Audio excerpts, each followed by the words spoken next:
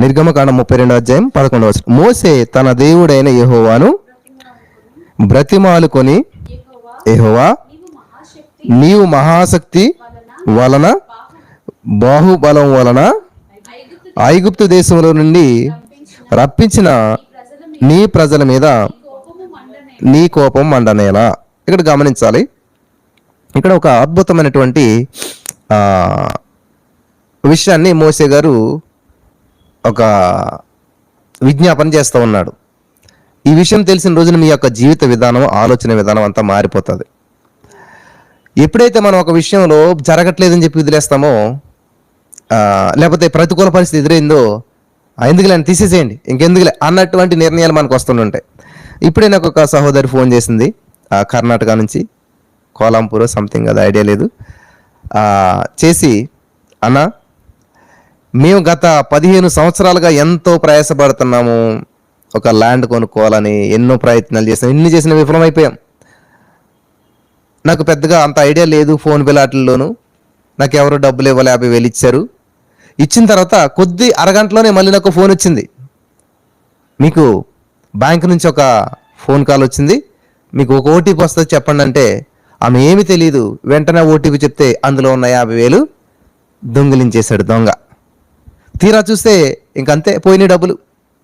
అయ్యో ప్రభా, ఏంటి మా పరిస్థితి, మేము ఏదో చేసుకుందాము అనేటువంటి ఉద్దేశంతో ఇలా చేస్తే ఎవరి దగ్గర అప్పు తీసుకున్న డబ్బులు ఇవి ఇలాగైపోయింది ఏంటని చెప్పి చాలా బాధపడ్డది. ఆమె ఫోన్ చేసింది, కన్నా ఇలా ఉన్నది పరిస్థితి, ఏం చేయలే ఏంటి అని అంటే, సరేమ్మా, వాడు దొంగ దోచుకునేవాడు. మన దేవుడు యోబు దగ్గర దోచుకున్నటువంటి దొంగ సైతాన్ గాడు దొంగిలించాడు, కానీ దానికి 2 అంతల ఆశీర్వాదం దేవుడు ఇచ్చాడు, కాబట్టి ఖచ్చితంగా దేవుడు అద్భుతం చేస్తాడు అని చెప్పి ధైర్యపరిచి బలపరిచినప్పుడు కొన్ని రోజులు గడిచాయి. తర్వాత ఈ రోజు వాళ్ళు చెప్పిన విషయం ఏంటంటే, 15 సంవత్సరాలుగా మేము చేసిన ప్రయత్నాలన్నీ విఫలమైపోయాయి, కానీ ఎప్పుడైతే మేము ఈ యొక్క జీసస్ ఆల్మైటీ గాడ్ మినిస్ట్రీస్లో ఉదయం 3:30 ప్రేయర్లో మేము పాలు పంచుకుంటూ జనవరి నెల 21 రోజులు ఉపవాసం ఉండి ఆ 21 days ఫాస్టింగ్ ప్రేయర్లో పాలు పంచుకున్న తర్వాత, మీరు చివరి రోజులో ఆ నెలలో అద్భుతమైనటువంటి సంపూర్ణ రాత్రి ప్రార్థన పెట్టారు. ఆ సంపూర్ణ రాత్రి ప్రార్థన అంతా కూడా మేము ఏకీభవించి ఆ ప్రార్థన ఆమెన్ అన్న వెంటనే మాకు ఒక దేవుడు ఒక అద్భుతమైన కార్యం చేశాడు. ఇన్ని సంవత్సరాలకు జరిగినటువంటి కార్యం ఏంటంటే, మేము ఒక స్థలం కొనుక్కున్నాం. హల్లెలూయా. ఆ స్థలం ఎంతంటే 15 లక్షలు. అందులో విచిత్రమైన విషయం ఏంటంటే, 15 లక్షలు అంతా ఫైనల్ అయిపోయింది. ఊహించని రీతిలో దాన్ని 13 లక్షలుగా ఇచ్చారు. నేను కోల్పోయింది 50,000 అయితే, అక్కడ దేవుడు మళ్ళీ 2 లక్షలు నాకు తగ్గించాడు.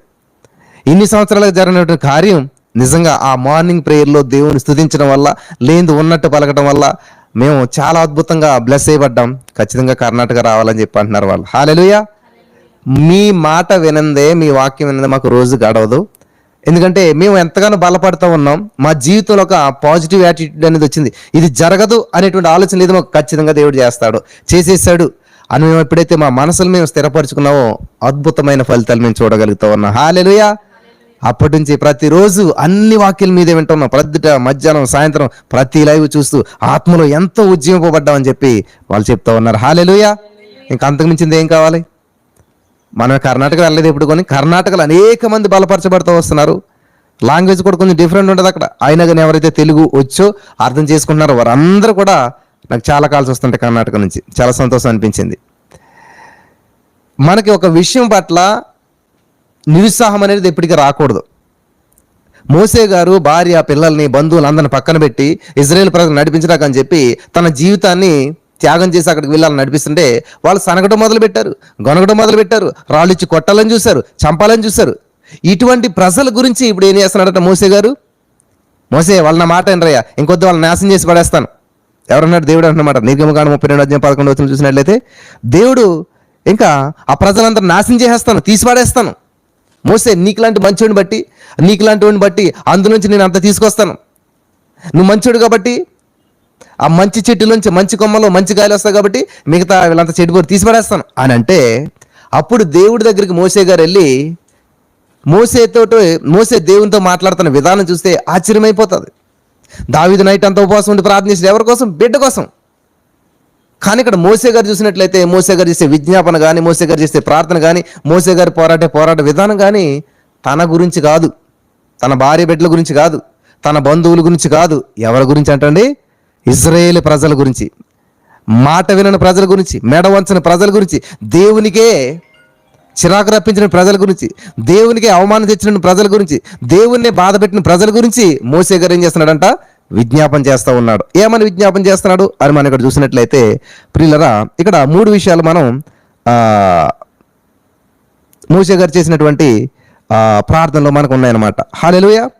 మోసే గారు 7 నుంచి 11 వచనాలు మనం చదువుకుందాం. ఇప్పుడు నిర్గమకాండం 32వ అధ్యాయం 7 నుంచి 11 వచనాలు. కాగా యెహోవా మోసేతో ఇట్లా నేను, నీవు దిగి వెళ్ళుము, ఐగుప్తు దేశం నుంచి నీవు రప్పించిన నీ ప్రజలు చెడిపోయారు, నేను వారికి నియమించిన త్రోవ నుంచి త్వరగా తొలగిపోయారు, తమ కొరకు పోత పోసిన దూడను చేసుకున్నారు, దానికి నమస్కారం చేస్తున్నారు, సాగిలపడి బలి అర్పించి, ఓ ఇశ్రాయేలు, ఐగుప్తు దేశం నుంచి నిన్ను రప్పించిన నీ దేవుడు ఇదే అని చెప్పి చెప్పుకొనిరి. అయిపోయింది 11 వరకు. మరియు యెహోవా ఇట్లా నేను ఈ ప్రజలను చూస్తున్నాను, ఇదిగో వారు లోబడిన ప్రజలు, కావున నీ ఊరుకుండుము, నా కోపం వారి మీద మండును, నేను వారిని కాల్చివేసి నిన్ను గొప్ప జనముగా చేసేదను. మోసేది చెప్పాడు. చూడండి ప్రియులారా, వండర్ఫుల్ ఆఫర్ ఇచ్చాడు దేవుడు. ఇక్కడ మనకు 60%, 80% ఆఫర్లు అయితే వండర్ఫుల్ అనుకుంటాం. అంతకు మించింది మొత్తం భూమి మీద ఎవరు లేకుండా చేసేస్తాను మోసే, అంతా తుడిచేస్తాను, నువ్వు అక్కడ ఉంచుతాను, నిన్ను బట్టి నేను నాకు నచ్చినటువంటి ప్రజలు నీ ద్వారా నేను రప్పించుకుంటాను. అసలు ఎవరన్నా యాక్సెప్ట్ చేస్తారా లేదా? ఎవరికి జాబులు ఇవ్వట్లేదు, వాళ్ళ జాబులు పోతాయి, తీసి పడేస్తున్నాను, నీకు ఒక్కడికే జాబ్ ఇస్తానంటే ఎంత ఆనందం ఉంటుంది అసలేని కదా. అటువంటి ఆఫర్ని మోసే గారు ఏం చేయడంటే తిరస్కరించాడు చాలా సునాయాసంగా. వద్దు ప్రభువా, దేవుడు తీసుకున్న నిర్ణయాన్ని ఆపేశాడు మోసే గారు. అది విజ్ఞాపన అంటే. దేవుడు ఆలోచన విధానాన్ని మార్చేశాడు మోసే గారు. అంటే దేవుడికి తెలియదా ఏం జరుగుతుందో? తెలుసు. దేవుడు ఒక ఇన్విటేషన్ ఇచ్చాడు మోసే గారికి. ఈ సిచ్యువేషన్లో మోసే ప్రవర్తన ఎలా ఉంటుంది, మోసే యొక్క ఆలోచన విధానం ఎలా ఉంటుంది, మోసే యొక్క ప్రార్థన విధానం ఎలా ఉంటుంది. ఈరోజు నీ కుటుంబ పరిస్థితులు నీకు ప్రతికూలంగా ఉన్నాయా? ఈరోజు నీ కుటుంబంలో ఊహించిన సంఘటనలు ఎదురవుతున్నాయా? అప్పుడు నీ రియాక్షన్ ఎలాగుంటుంది? హల్లెలూయా. గమనించాలి ప్రియులరా, ఒక పరిస్థితిలో ప్రజలు ఎవరిని గమనిస్తారు తెలుసా? వాడు చెడ్డోడు, మూర్ఖుడు, వాడిని ఇప్పుడు గమనించరు. అటువంటి సిచ్యువేషన్ నువ్వు ఎలా రెస్పాండ్ అవుతున్నావు? ఇప్పుడు వాడు బూతులు తిట్టాడు, మనిషి కొడతాకు వచ్చాడు, అంతా ఎన్ని చేసినా కానీ అదే సందర్భం నువ్వు వెళ్ళి ఏ మూర్ఖుడు బుద్ధి లేదు అన్నావు అనుకోండి, అందరు నీ వైపు చూస్తారు. ఎందుకంటే అది మూర్ఖుడు బుద్ధి తిడతానని తెలుసు అందరికీ.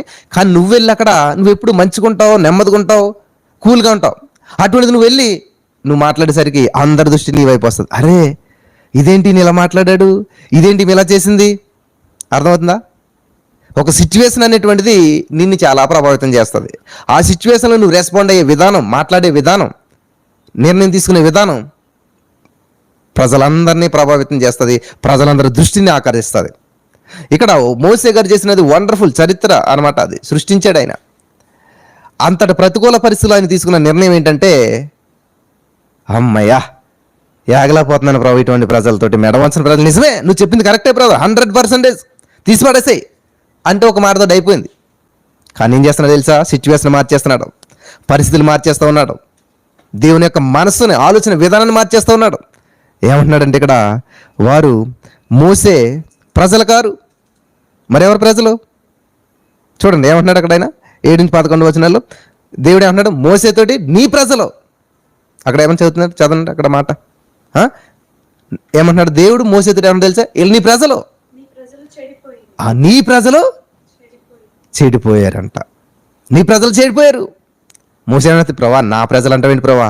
వాళ్ళు నీ ప్రజలు, నువ్వు కన్నటువంటి ప్రజలు, నువ్వు రప్పించిన ప్రజలు, వాళ్ళు నా ప్రజలు కాదు. హల్లెలూయా. చూసారా మోసే యొక్క మాట విధానం? చూసారా? మోసే నీ ప్రజలు, నీ వాళ్ళు, నో నా ప్రజలు కాదు ప్రభు, వాళ్ళు నీ ప్రజలు, నువ్వు సృష్టించిన వాళ్ళు, నువ్వు నడిపించిన వాళ్ళు, నువ్వు విడిపించిన వారు. నేను మనిషిని, నేనే పాటి వాడిని, అది నాకు సంబంధించింది కాదు, వాళ్ళు నా ప్రజలు కాదు. ఇది చాలా అద్భుతమైన విషయం. నెంబర్ 1 మోసే గారు ఎలా విజ్ఞాపన చేస్తున్నా తెలుసా? మోసే ఏమన్నా తెలుసా? మోసే ప్రజలు కాదు, వాళ్ళు దేవుని ప్రజలు. ఇది నెంబర్ 1. రెండవదిగా మనం చూసినట్లయితే ప్రియులరా, దేవుడు తన కార్యాలు ఆశయాలు ఈజిప్ట్ వారికి మరి అపార్థం కలిగించే అవకాశం ఇచ్చేస్తాడు ఇవ్వడం. ఇక్కడ మనం చూద్దాం. రెండో విషయం ఏంటంటే 12వ వచనం చూద్దాం. 12వ వచనం, ఆయన కొండలలో వారిని చంపునట్లును భూమి మీద నుండి వారిని నశింప చేయనట్లును కీడు కొరకే వారిని తీసుకుని పోయినని ఐగుప్తు. ఇక్కడ 3 విజ్ఞాపనలు చేస్తున్నాడు మోసే గారు. నెంబర్ 1 ఏంటి ప్రభా నా ప్రజలు అంటావేంటి? వాళ్ళు నా ప్రజలు కాదు, నీ ప్రజలు, నీ కన్న బిడ్డలు, నువ్వు నడిపించే బిడ్డలు. హల్లెలూయా. ఇజ్రాయేలీలను నువ్వు ఏర్పాటు చేసుకున్న బిడ్డలు నా ప్రజలు కాదు, నీ ప్రజలే. నెంబర్ 2 ఏమన్నా తెలుసా? ఏంటి ప్రభా ఇక్కడ మరి ఈజిప్ట్ వారికి అపార్థం కలిగించేటువంటి అవకాశం నువ్వు ఇస్తున్నావు. ఈజిప్ట్ ప్రజలంతా కూడా అపార్థం చేసుకుంటారు. ఓహో, పూజ చేసుకుంటామని వెళ్ళారు, వెళ్ళే దేవుడికి మొక్కుతామని వెళ్ళారే, పాలుదేళ్ళు ప్రవహించే దేశం అని వెళ్ళారే, అభివృద్ధి అని వెళ్ళారే, దేవుడు నమ్ముకుంటే గొప్ప జరుగుతుంది, మేలు జరుగుతుంది అని వెళ్ళారే. యేసుప్రభు నమ్ముకున్నాక కొండలలో చచ్చిపోయారండి, వీళ్ళు దిక్కుమాలిన చావు చచ్చిపోయారండి, దిక్కులేని చావు చచ్చిపోయారండి. ఇదేనా వీళ్ళు దేవుడు చేసింది అనేటువంటి అపార్థం ఈజిప్ట్ ప్రజలు కలిగింతావు ప్రభా. నువ్వు ఇలా చేసావంటే, నిజంగా ఇలా తుడిచేసావంటే ఏమవుతుంది? నీ నామానికి ఎంత అవమానం వస్తుంది. ఈజిప్ట్ ప్రజలకు అవకాశం ఇచ్చేస్తాను. హల్లెలూయా. అసలు ఏం మైండ్ అండి మోసే గారు, చూసారా? ఆయన ఒక ఆలోచన విధానం చూసారా? ప్రభా ఇది జరిగినట్లయితే దీనివల్ల వచ్చే పర్యవసానం ఇది. ఎంత అద్భుతంగా విజ్ఞాపన చేస్తున్నాడు, వింటున్నారా? ఎంత అద్భుతమైన విజ్ఞాపన చేస్తున్నాడు. ఇప్పుడైనా మనం చేస్తామా?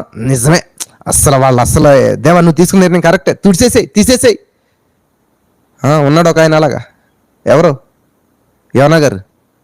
మీరు అందరూ పోతారంట, హో మీ పని అయిపోయిందంట, హో అని వచ్చేసి హాయిగా కూర్చొని చూస్తున్నాడంట. వీళ్ళు ఎప్పుడు పోతారా అని చెప్పి. అన్ని రకాలలో ఉంటారు బైబిల్ వెతుక్కుంటే. మోసే గారి మనసు అలాంటిది కాదు. మోసే దేవుని ఇల్లంతట్లో నమ్మకమైన వాడు. ఇప్పుడు మన ఇల్లు ఇది అనుకోండి, ఈ పొరపాటుని ఫ్లవర్ వాజ్ పడిపోతాను కానీ గమనం చేస్తాం, పట్టుకుంటాం. అదే మన ఇల్లు కాదనుకోండి, పడిపోయినా కూడా అయ్యో ఒకేళ మనసు ఉంటే. లేదనుకోండి సరిగ్గా పెట్టుకోవాలి కదా, మరి అలా పెట్టుకున్నారు, పడిపోయింది, జాగ్రత్తగా ఉండాలి కదా అని చెప్పి మనం ఏం చేస్తాం, పెద్దగా పట్టించుకోం. మంచిది, ఎంత స్టైల్ కాకపోతే అలా పెట్టుకుంటారా, అక్కడ పెట్టుకుంటారా అని చెప్పి మనం జడ్జిమెంట్ చేసి వెళ్ళిపోతాం. అదే మన ఇల్లు అనుకోండి, అయ్యో పాడైపోయింది అని చెప్పి దాన్ని తీసి పక్కన పెట్టుకుని మళ్ళీ దాన్ని సెట్ చేసుకుని మళ్ళీ నీట్గా దాని ప్లేస్లో పడిపోయి సొంత ఇల్లు. ఫర్ ఎగ్జాంపుల్ మీరు హోటల్లో భోజనం చేయడానికి వెళ్ళి అనుకోండి, ఆ కింద పడ్డా పక్కన పడ్డా అట్లా చేతులు కూడా అక్కడ గిన్నేసి అక్కడ ఆ టేబుల్ మీద అన్ని వదిలేసి వచ్చేస్తాం. అదే ఇంట్లో భోజనం చేస్తే అన్నం మెతుకు పక్కన పడ్డా కూడా తీసుకుని గిన్నెలో వేసుకుని నీట్గా చేసుకుని పట్టుకెళ్ళి మనం ఏం చేస్తాం, ఇంటికి హోటల్కి తేడా ఇది. అలాగే మోసే ఇల్లు అంతటిలో నమ్మకమైన వాడు అంట. ఎందుకని? ఇదంతా కూడా దేవుని ఇల్లు, వీళ్ళంతా కూడా దేవుని ప్రజలు. కాబట్టి ఏం చేస్తున్నాడు, వీళ్ళ నీ ప్రజల ప్రభా, నా ప్రజలు కాదు, వీళ్ళ నీ సొత్తు. వీళ్ళలా నశించిపోతే నీకు అవమానం వస్తుంది. ఆ ఐగుప్తీయులు అందరూ ఏమనుకుంటారు, వాళ్ళకు నువ్వు అవకాశం ఇచ్చావు, అలా అపార్థం చేసుకునే అవకాశం నువ్వు ఇచ్చేసినట్టు అవుతుంది, నీకు అవమానం వస్తుంది. హల్లెలూయా. 3 పాయింట్లు, 2 పాయింట్లు చెప్పాను. ఒక పాయింట్ ఏంటంటే ప్రభా వాళ్ళు నా ప్రజలు కాదు, నీ ప్రజలే. 2వ పాయింట్ ఏంటంటే నువ్వు ఇలా చేసినట్లయితే ఇలా చచ్చిపోయారని వీళ్ళందరూ ఈజిప్ట్ ప్రజలందరూ అపార్థం చేసుకుంటారు. యెహోవా దేవుడు ఇలాంటి ఏంటి, చంపడాగా తీసుకెళ్ళాడా? దిక్కుమాలిన చావు చంపించేశాడు, దిక్కుమాలిన చావు చేస్తారని చెప్పి అక్కడ తీసుకెళ్ళి అక్కడ చంపాడా? ఇలాగా అపార్థం వస్తుందని చెప్పాడు. ఇంకా 3వదిగా మనం చూసినట్లయితే ప్రియులరా 13వ వచనం మనం చూసినట్లయితే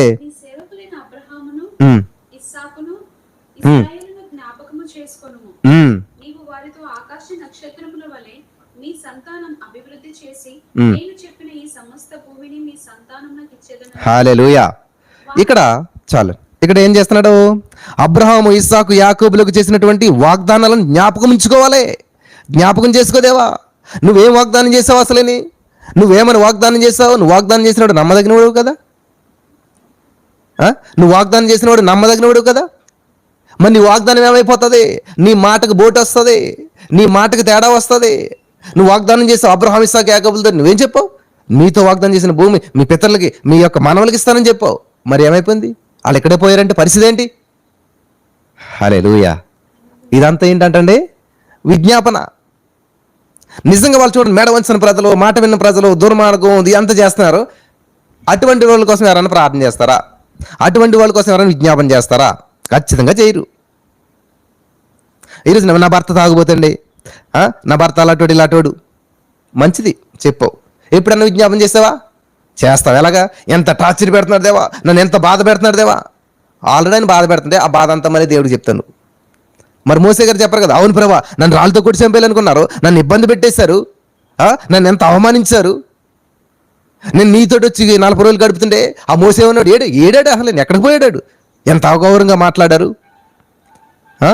అవును నువ్వే దేవుడు అని తెలిసి కూడా ఇన్ని అద్భుతాలు చూసి కూడా మళ్ళీ విగ్రహం చేసుకుంటారా? వద్దు ప్రభు ఇలాంటి వాళ్ళు మనకి కదా.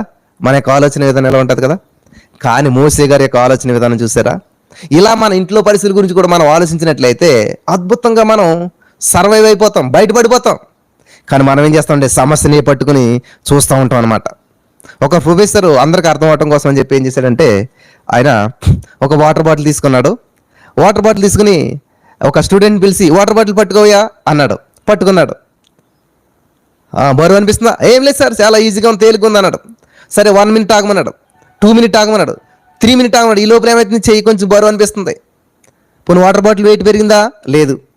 వాటర్ పరిస్థితి ఏమైనా పెరిగిందా? లేదు. వాటర్ బాటిల్ అదే, అందులో వాటర్ అదే, ఏ కంటెంట్ మారలేదు. కానీ ఏం మారుతుందంట, సమయం పెరుగుతూ ఉంది. ఆ బాటిల్ పట్టుకున్నాడు, 2 సార్లు పట్టుకున్నాడు, 2 నిమిషాలు, 3 నిమిషాలు, 5 గంట అయింది. గంట 5లోకి ఇది 1 లీటర్ వాటర్ బాటిల్ కాస్త 5 లీటర్ వాటర్ బాటిల్గా అయిపోయింది. దానికి చాలా గట్టిగా పట్టుకున్నాడు. ఇంకొక అరగంట పోయేసరికి ఆ బాటిల్ చాలా బలమైపోతుంది, వెయిట్ అయిపోతుంది. కడకు దాన్ని మోయిట గొంగిపోయాడంట ఆయన. గమనించాలి ప్రియులరా, ఈ రోజున మన జీవితాల్లో కూడా సమస్యలు వస్తూ ఉంటుంటాయి. నువ్వు ఆ సమస్యను పట్టుకున్నావు అనుకో, ఆ సమస్య నిన్ను ఏం చేస్తా తెలుసా? సమస్య స్వాధీనం చేసేసుకుంటుంది నిన్ను. ఆ సమస్య నిన్ను ఆవరించేస్తుంది. ఆ సమస్య పెద్దదైపోయి ఆ సమస్యలోనికి నేను లాగేసుకుంటుంది, లొంగ తీసేసుకుంటుంది. కాబట్టి ఒకే సమస్య గురించి పదే పదే ఆలోచించే వాళ్ళ జీవితం ఎలా ఉంటుందో తెలుసా? ఆ సమస్య జీవితం అయిపోతుంది. ఇంకే పని చేయలేరు, ఏమి తిండి తినలేరు, నిద్రపోలేరు. ఈరోజు చాలామంది తల్లిదండ్రులు పిల్లల కోసం అలాగ ఆలోచిస్తున్నారు, భార్యలు భర్తల కోసం అలాగ ఆలోచిస్తున్నారు. కాదంటారా? ఖచ్చితంగాను. నేను ఆయనకి మనం చూసినప్పుడు వాళ్ళ జీవితాల్లో ఇటువంటి కార్యాలు జరుగుతూనే ఉన్నాయి. దేవుడిని చెప్పాడు, నీ చింత యావత్తు నా మీద వేసేయండి. అంత దేవుడు స్పష్టంగా చెప్తే వెళ్ళే ప్రభు నేను అంటే ఎలాగా? ప్రయాసపడి భారం మోసుకున్న సమస్యలు మీ నా ఎద్దుకు రండి, మీకు విశ్రాంతిని ఇస్తాను. వద్దు నా ప్రభు, నాకు విశ్రాంతి వద్దు, నేను బాధపడతాను, చింతపడతానంటే దేవుడు మాత్రం ఏం చేస్తాడు? హల్లెలూయా. నేను ఈ రోజున వాక్యం చెప్తాను, నేను అనుకోలేదు. నా భార్యని పొద్దుట నిన్ను అడిగాను, ఈ రోజు నువ్వు వాక్యం చెప్తావా? ఎందుకంటే నాకు కొంచెం ఏదో బలహీనంగా అనిపించినట్టు అనిపించింది. ఊహించిన రాత్రి ఏమైందంటే కొంచెం లేట్ నైట్ అవ్వటం, మరి భోజనం చేయడం జరిగింది. యాక్చువల్గా నైట్ ఎప్పుడు భోజనం చేయను నేను, కానీ ప్రేమతోటి తెచ్చారు వాళ్ళు, అన్న ఉద్దేశంతో భోజనం చేస్తే ఒక్క మెతుకు కూడా లోపల లేకుండా కరెక్ట్గా లైవ్ స్టార్ట్ అయిన 10 నిమిషాలకే మొత్తం అంతా కూడా వామిటింగ్ అయిపోయింది, చెమటలు పట్టాయి, మైండ్ ఏం పని చేయట్లేదు, అసలు ఏం చేయాలో అర్థం కావట్లేదు. నేను అక్కడ డిస్టర్బ్ అయితే దగ్గర 1000 మంది, 2500 మంది వరకు మనకి ఆ ప్రోగ్రాం చూసి బలపడే వాళ్ళు ఉన్నారు. అంతమందిని దెబ్బ కొట్టాలంటే సైతాన్ గడు ఎక్కడేస్తాడు? అంటే ప్రతిదాన్ని సైతాన్ మీద నెట్టేయడం సబబు కాదు. నాకు కాన్షియస్ ఉండాలి కదా, ఇది ఈ టైము, ఇది తినకూడదు, ఇది తినాలి, ఇది ఇలా ఉండాలి అనేటువంటి కాన్షియస్ నాకు లేకపోయినట్లయితే మనం ఏం చేస్తాం? దేవుడి మీద, వాళ్ళ మీద నిందలేసేస్తుంటాం. ఎస్ నా తప్పు నేను గ్రహించాను, నో ఈ టైంలో ఇది తినకూడదు, ఇంకెలా ఉండాలి, మనం హెల్తీగా ఉండాలి, మనల్ని మనం కాపాడుకోవాలి. ఇట్లా సిచ్యువేషన్ లేనప్పుడు మనం డిస్టర్బ్ అయితే మన ద్వారా అనేక మంది ఆత్మలు వెనకబడిపోతాయి, అనేక మంది స్తుతించలేరు ఇంకా రోజున. కానీ యెహోవా ఒకరు ఎదురు చూసేవారంట నూతన బలం పొందుకుంటారు. ఈరోజు నేను కారు డ్రైవ్ చేసుకొచ్చాను, స్టార్టింగ్లో కూడా కష్టం అనిపించింది, కానీ వారు వెళుచూ ఉండగా శుద్ధులయ్యారంట. అలాగే నేను వస్తూ ఉండగా దేవుడు నన్ను బలపరిచాడు, బలమునిచ్చాడు, శక్తినిచ్చాడు. హల్లెలూయా. ఇక్కడ కొన్ని వేల మంది ఉన్నా కూడా ఇంతే విధంగా నేను మెసేజ్ చెప్తాను, ఒక్కరున్నా కూడా ఇంతే విధంగా నేను చెప్తాను. దేవుడు ఆ యొక్క సామర్థ్యం దేవుడు నాకు ఇచ్చాడు, ఆ యొక్క కృప నాకు ఇచ్చాడు, ఆ యొక్క వరం నాకు ఇచ్చాడు. హల్లెలూయా. చాలా మంది ఏం చేస్తారంటే పిండి కొలిదే రొట్టె అన్నట్టుగాను అక్కడ ఉన్న ప్రజలను బట్టి, అక్కడ ఉన్న పరిస్థితులను బట్టి, అక్కడ ఉన్న వాటిని బట్టే అలాగే వెళ్ళిపోతుంటారు చాలా మంది. కానీ మన దేవుడు నిన్న నేడు నిరంతరం ఏకరీతిగా మారని దేవుడు. మోసే దేవుని ఇల్లంతట్లో నమ్మకం వాడు అంట, గది అంతట్లో అంటలేదు, హాల్ అంతట్లో అంటలేదు, ఇల్లంతట్లో కూడా నమ్మకం ఉండాలి మనం. కాబట్టి ఈరోజు దేవుడు నా ప్రియమైనటువంటి సహోదర స్నేహితులారా, దేవుడు మనతో చెప్తున్నటువంటి మాటను చాలా శ్రద్ధగా వినాలి. నీకు ఏ పని అయినా సరే, చిన్నదా పెద్దదా, ఏ టైము ఎప్పుడు అనేది కాదు, కానీ దాన్ని శ్రద్ధగా చేయండి. శ్రద్ధగా చేయవాలి, ఏరుబడి చేస్తారు. హల్లెలూయా. రాబోయే రోజుల్లో ఇలా ఉండదు మీటింగ్స్, రాబోయే రోజులు ఈ పరిస్థితిలో కొనసాగవు. నేను చూస్తున్నాను, గతంలో కొన్ని విషయాల్లో నమ్మకం ఉన్నప్పుడు దేవుడు దినదినం అభివృద్ధి చెందిస్తూ వస్తున్నాడు. సంవత్సరం అప్డేట్ చేస్తూ వస్తున్నాడు. గత సంవత్సరంలో ఉన్న దగ్గర నేను లేని ఇప్పుడు, గత సంవత్సరంలో బోధించిన విధంగా ఇప్పుడు బోధించలేదు. గత సంవత్సరంలో కూడా దేవుడు ఎన్నో రెట్లు ఎంతో విధంగా దేవుడు హెచ్చించాడు, అభివృద్ధి చేశాడు, ఆశీర్వదించాడు. అనేక మంది బలపడటానికి దేవుడు కారకుడయ్యాడు. హల్లెలూయా. నేను బుక్ చూస్తే మీరు నమ్మరు, నా డైరీ నేను చూశాను, ఇప్పటికి ఉంది నా లాస్ట్ పేజీలో. ప్రభా 50 మంది వస్తే చాలు దేవా, 50 మంది వచ్చేలా చేయదేవని ప్రార్థన చేస్తున్నాను నేను. ఎంత అండి? 50 మంది. ప్రభా కనీసం 50 మంది వస్తే వాడు ఈ లైవ్లోకి, కనీసం 50 మంది వస్తే వాడు నీ ప్రేయర్లోకి అని ప్రార్థన చేసాం. ఊహించిన రీతిలో ఆ 50 మంది అనే నెంబర్ ఎప్పుడూ పోయింది. అసలు ఈజీ, ఎక్కడ ఎప్పుడు లైవ్ ఇచ్చినా కూడా 50 మంది అనేటువంటి ఆ కాన్సెప్ట్ లేదు. ఇప్పుడు 1000 మంది అయిపోతున్నారు. ఇప్పుడు 1000 మంది. 50 కోసం పాకులాడినటువంటి మేమెక్కడ ఈరోజు దేవుడు 1000 మందిని తీసుకొస్తా ఉన్నాడు. అంటే పెరిగిందా లేదా స్థాయి? దేవుడి కృప విస్తరించిందా లేదా? హల్లెలూయా. కాబట్టి మోసే చేసిన ప్రార్థన ఒక్కటి స్వార్థం లేదు. ఇవన్నీ జరిగిన తర్వాత దేవుడు ఏమంటున్నాడంటే చూద్దామా, 14వ వచనం. అంతటా యెహోవా తన ప్రజలకు చేసేదనని చెప్పిన కీడుని గురించి సంతాపపడెను. మోసే శాసనములు గల 2 పలకలను చేత పట్టుకుని కొండ దిగి వచ్చాను. హల్లెలూయా. దేవుడు అంటూ ఉన్నాడు అనమాట, దేవుడి యొక్క ఆలోచన మారిపోయింది, దేవుడి యొక్క ఉద్దేశం మారిపోయింది. అసలు దేవుడు కీడు చేసే దేవుడు కాదండి. ఇదంతా ప్రజలు కాదు పరీక్ష, ఇదంతా ప్రజలు కాదు. మరెవరికంటారు? ఈ యొక్క సిచ్యువేషన్ అంతా ఎవరికి పరీక్ష అంటే మోసే గారికి.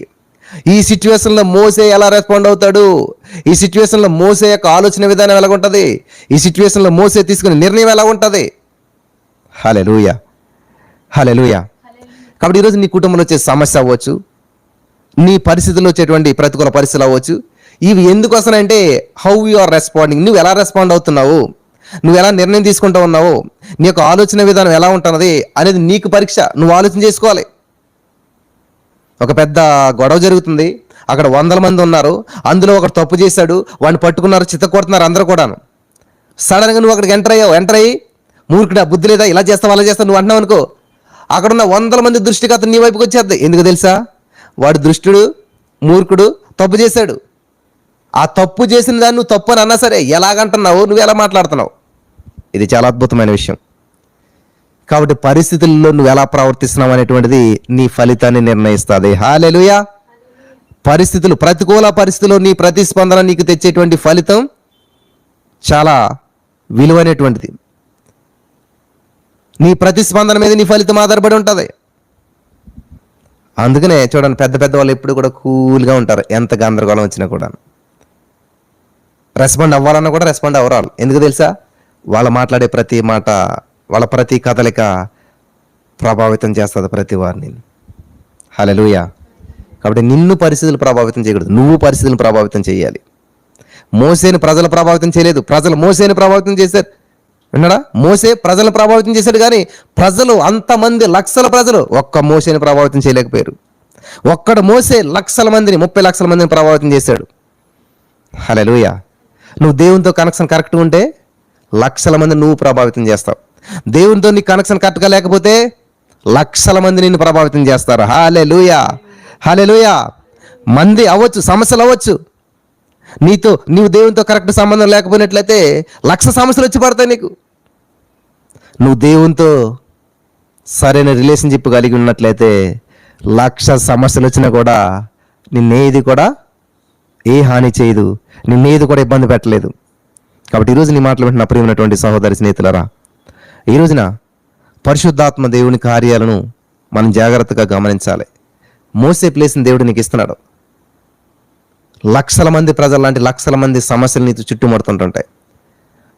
కాబట్టి ఈ సమస్య ఏంటి ప్రభా ఇలా ఉందని అనలేదు మోసే గారు. ఆ సమస్యల్ని ఎలా పరిష్కారాలుగా మార్చాలో, ఆ సమస్యలను ముందుకు ఎలా నడిపించాలో, ఆ సమస్యను సంతోషంగా గమ్యం ఎలా చేర్చాలో ఆలోచన చెప్తున్నాడు. దేవుడికి ఆలోచన చెప్తున్నాడు మోసే గారు. హల్లెలూయా. ఎంత అద్భుతం ఉండేది అసలని. ప్రభా ఒక్కసారి నువ్వు చూడు, నువ్వేం చెప్పావు అబ్రాహాము ఇస్సాకులకి, యాకోబులతో ఏం చెప్పాను, ఏం వాగ్దానం చేసావు, కాబట్టి మన పిల్లలు మన మాట వింటలేదు అనుకోండి, మన బంధువులు మన మాట వింటలేదు, మన చుట్టుపక్కల పరిస్థితులు మనకు అనుకూలంగా లేవనుకోండి, ఏం చేయాలి? బ్రవా, నీ పిల్లలు నీ భోజని బల్ల చుట్టూ ఒలివ మొక్కల వల్ల ఉంటారని సెలవిచ్చావు కదా, ఏంటి ప్రభు ఇలా ఉంది పరిస్థితి? నీ వాగ్దానం ఏమైంది? నువ్వు వాగ్దానం చేసినవాడు కాబట్టి ఆ వాగ్దానం నా జీవితంలో నెరవేర్చినందుకు వందనాలు అంటే, ఇంకో చోట అంటాడు దేవుడు మోసేతోటి, మోసే సరే వెళ్ళు వెళ్ళు, నా మంచితనం అంతా నీకు కనబరుస్తాను. హల్లెలూయా, హల్లెలూయా. అంతవరకు ఏమన్నాడు? చంపేస్తాను, లేపేస్తాను, తుడిచేస్తాను అన్నటువంటి దేవుడే మళ్ళీ ఏమంటున్నాడు? అసలు దేవుని యొక్క ఉద్దేశం ఏంటి తెలుసా? God is good all the time. దేవుడు ఎప్పుడు మంచిడే, మంచి చేయాలని. కానీ ఆ మాట ఎందుకు అన్నాడంటే, మోసే యొక్క హృదయ స్పందన ఎలాగుంటుంది, మోసే యొక్క ఆలోచన ఎలాగుంటుంది అని చెప్పి అటువంటి ప్రతికూల పరిస్థితుల్ని అలో చేశాడు దేవుడు. అప్పుడు మోసే ప్రతిస్పందన ఎట్లా ఉంది సార్? అద్భుతంగా ఉంది. మోసే అంతే, వాళ్ళకి ఏం తెలియదు ఈ విషయం. ఇంతగానే ఇజ్రాయేల్ ప్రజలకి గందరగోళం అంటే తెలియదు. మనల్ని చంపేద్దారు దేవుడు అనుకున్నాడు, మనల్ని తుడిచేద్దారు అనుకున్నాడు, మనకి ఇటువంటి భయంకరమైన సిచ్యువేషన్ మనకి ఎదురైంది. దేవుడు మరి ఆ సిచ్యువేషన్ మారటానికి మోసే గారు ఏం చేశాడు అనేటువంటిది ఎవరికి తెలియదు, ఈరోజు నీకు నాకు తప్ప. 1 కొరింథీ 10:11 ఉంటుంది మాట. ఎందుకు రాశాడు దేవుడు బైబిల్ అంటే, ఇవన్నీ వారికి దృష్టాంతాలుగా సంభవించి యుగాంతమందున మనకు బుద్ధి కలగడానికి రాశాడంటే దేవుడు. హల్లెలూయా. మరి ఏం బుద్ధి వచ్చింది ఈ రోజున? ఇంత వాక్యం విన్నాక మళ్ళీ నువ్వు చింతిస్తా కూర్చుని, ఇంత వాక్యం విన్నాక మళ్ళీ నా కుటుంబం ఎలాగా, నా సమస్యలాగా, నా బంధువులు ఎలాగా, వాళ్ళు ఎలాగా, వీళ్ళు ఎలాగా అంటే ఎలాగా? నాకు అది అనిపిస్తుంది. వాక్యం అంతా విన్న తర్వాత మళ్ళీ మొదలు పెడతారు వచ్చి. ఇలా ఉన్న పరిస్థితి ఏం చేయమంటారు? ఆల్రెడీ అయిపోయింది కదా, వెల్లడైపోయింది కదా. వాక్యం వెళ్ళడతోడనే వెలుగు కలగాలి, ఇంకా వెలిగించబడకుండా చీకట్లు ఉంటే ఎలాగా? ఆల్రెడీ పవర్ వచ్చేసింది, నువ్వు లైట్ ఆన్ చేసుకోవాలి, ఆటోమేటిక్ ఇల్లంతా కాంతి వస్తుంది. హల్లెలూయా, హల్లెలూయా. కాబట్టి ఇక్కడ మోసే గారు చేసినటువంటి అద్భుతమైనటువంటి విజ్ఞాపనలో 3 పాయింట్లు మనం గమనించాం. నెంబర్ 1 ఏంటంటే, ప్రభా వారు నా ప్రజలు కాదు, నీ ప్రజలు. హల్లెలూయా, దేవునికి స్తోత్రం కలుగును గాక. నెక్స్ట్, నువ్వు అలా చేసావంటే ఆ ఐగుప్తీయుల ప్రజల మధ్యలో నీ ఒక అవమానం వస్తుంది కదా, అవకాశం వస్తుంది కదా. నెక్స్ట్, నువ్వు వాగ్దానం చేసావు, వాగ్దానం చేసిన నమ్మదగిన వాడు, నువ్వు వాగ్దానం నిలబెట్టుకునే దేవుడు అని యొక్క 3 విషయాలను ఎత్తుపట్టి విజ్ఞాపన చేశాడు. విజ్ఞాపన ప్రార్థనకి జవాబిచ్చినటువంటి దేవుడు ఏమైనా తెలుసా? సరే మోసే, నేను చేయాలనుకున్నటువంటి కీడు నేను చేయను, నేను అనుకున్నది నేను చేయను. మరేం చేస్తుంది తెలుసా? నా మంచితనం అంతా వాళ్ళకి చూపిస్తాను, నేను వాళ్ళని నడిపిస్తాను. నేను నడిపింపు ఎలాగుంటే తెలుసా? 40 సంవత్సరాలు చెప్పులు అరిగిపోవే, బట్టలు మాసిపోవే, చెమట కంపు కొట్టవే. చూసారా దేవుడు నడిపింపు ఎలాగుంటుంది? వాళ్ళు పెరిగితే వాళ్ళ బట్ట సైజు పెరుగుతుంది, వాళ్ళ కాళ్ళు పెరిగితే వాళ్ళ కాళ్ళ యొక్క పాదాలకే ఉన్న చెప్పులు సైజు పెరుగుతుంది, కొత్తగా కొనట్లేదు. హల్లెలూయా, హల్లెలూయా. కాబట్టి నువ్వు పెరిగే కొలది, నీ సామర్థ్యం పెరిగే కొలది. మేము ఫస్ట్లో చిన్న మొబైల్ తోటి మీటింగ్లు పెట్టేటువంటి వాళ్ళు, లేకపోతే కార్యక్రమాలు చేసేవాళ్ళం, చిన్న సామర్థ్యం. కానీ ఇప్పుడు సామర్థ్యం పెరిగింది, దాంతో ఏమైంది? మాకు సపోర్ట్ చేసేవాళ్ళు పెరిగారు, ఈ పరిచర్యను ప్రోత్సహించేవాళ్ళు పెరిగారు, కానుకలు ఇచ్చేవాళ్ళు పెరిగారు.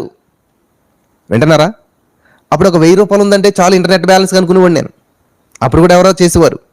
ఇప్పుడేంటి 1000 రూపాయలు కాదు, 1,00,000 రూపాయలు అవసరం అవుతుంది. అలాగా అటువంటి వాళ్ళని పెంచాడు దేవుడు. ఇప్పుడు అనేక మందికి శాలరీలు ఇవ్వాల్సి వస్తుంది, అనేక రెంట్లు కట్టవలసి వస్తుంది.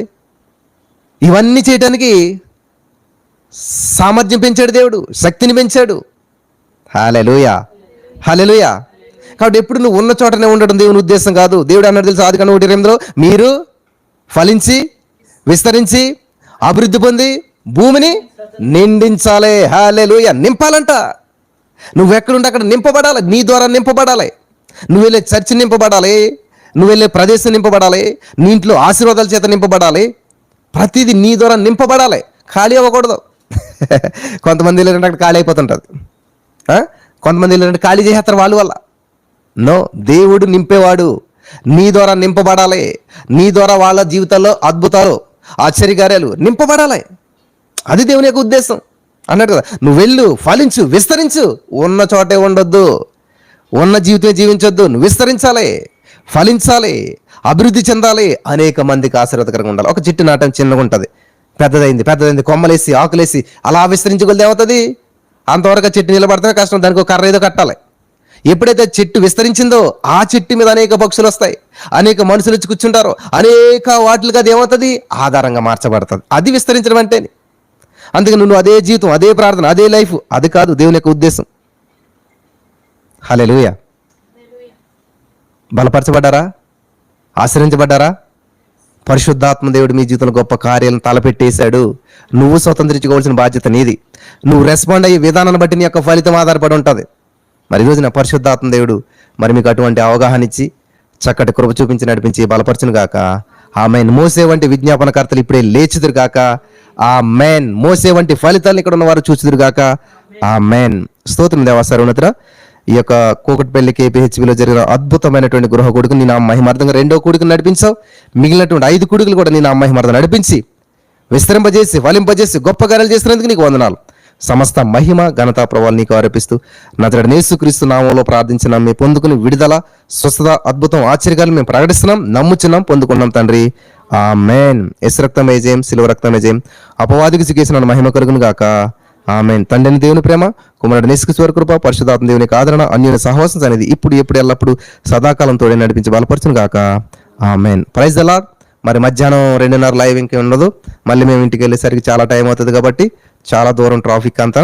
మళ్ళీ సాయంత్రం 8 గంటలకు కలిసి మనం ప్రభుని స్తుతిద్దాం. అంతవరకు దేవుని యొక్క ఉచితమైన కృప మీకు తోడైంది గాక.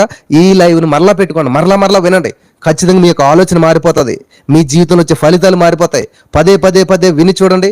అద్భుతమైన ఫలితాలు మీరు స్వతంత్రించుకుంటారు. Praise the Lord. God bless you.